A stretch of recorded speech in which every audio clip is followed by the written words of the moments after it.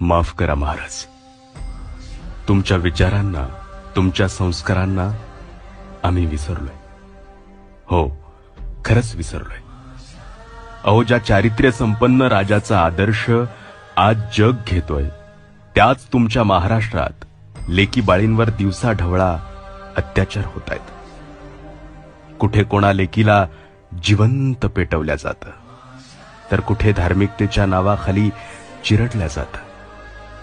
राज, तुम्ही आयुष्यभर स्वराज्यातील प्रत्येक मायमाऊलींना तळहाताच्या फोडाप्रमाणे जपलात, पण आज त्याच लेकीला न्यायासाठी वनवन भटकावं लागतंय. का, कशामुळे माहिती नाही. राज, लहान तोंडी मोठा घास घेतोय. आता तुम्ही फक्त राजकारणापुरते मर्यादित राहिलात राज.